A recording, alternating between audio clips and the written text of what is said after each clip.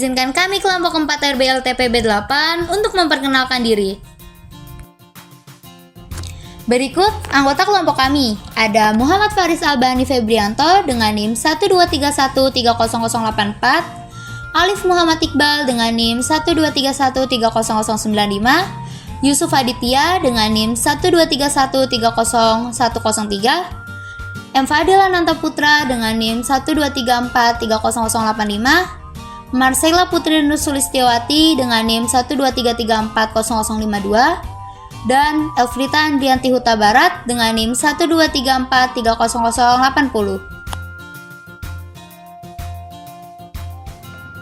Apa itu RBL? RBL atau Research Based Learning adalah metode pembelajaran yang digunakan dalam memahami suatu konsep berdasarkan penelitian yang dilakukan. Tujuan dari RBL ialah kita dapat belajar dan menganalisis dari sebuah percobaan yang dilakukan serta kerjasama dalam penelitian untuk mencapai tujuan tertentu. Hukum Lenz dicetuskan oleh seorang ilmuwan fisika bernama Friedrich Lenz pada tahun 1834. Ia menyatakan bahwa jika gaya gerak listrik atau GGL induksi timbul pada suatu rangkaian, maka arah arus listrik yang dihasilkan sedemikian rupa sehingga menimbulkan medan magnetik induksi yang menentang perubahan medan magnetik. Persamaan hukum Lenz dapat dituliskan sebagai berikut. GGL induksi sama dengan min N dikali delta flux per delta T. Persamaan hukum Lenz juga dapat dituliskan sebagai berikut. GGL induksi pada kumparan akibat perubahan arus. GGL sama dengan min L dikali delta I per delta T. Untuk GGL induksi generator arus bolak-balik, GGL sama dengan N B dikali A omega sin omega T. Penerapan pada alat. Seperti yang kita ketahui, kipas angin merupakan alat elektronik yang dipakai untuk menghasilkan angin, yang mana kipas angin biasanya digunakan untuk menyejukkan ruangan yang panas. Nah, pada kipas angin ini terdapat baling-baling dan juga kumparan. Kumparan inilah yang akan menggerakkan baling-baling pada kipas tersebut. Kumparan ini menerapkan prinsip hukum Lenz, yang mana ada rangkaian berupa lilitan tembaga dan juga magnet yang akan menggerakkan kipas tersebut. Adapun kelebihan dari alat yang kita buat, yaitu sumber energinya merupakan energi gerak, listrik yang dihasilkan cukup besar, sekitar 50-100 ampere, alat dan bahan yang digunakan juga cukup mudah dicari dan harganya terjangkau, serta dalam proses pembuatannya juga cukup mudah.